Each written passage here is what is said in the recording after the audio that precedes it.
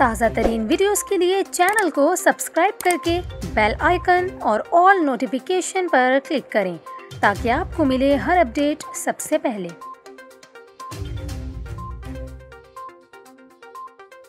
और अभी आपको बताएं, कराची समेत सिंध में कोरोना वायरस की चौथी लहर पर काबू पाने के लिए सूबाई टास्क फोर्स का इजलास आज हो रहा है, जिसमें अहम फैसले मुतवक्के हैं। ज़राए के मुताबिक सिंध हुकूमत कराची में 15 रोज़ के लिए मुकम्मल लॉकडाउन लगाने पर गौर कर रही है, जिसका हतमी फैसला आज के इजलास में किया जा सकता है। वाज़ेह रहे कि कराची में कोरोना केसेस की शरह में ख़तरनाक हद तक इजाफा देखने में आ रहा है, जबकि अमवात की तादाद भी मुसलसल बढ़ रही है।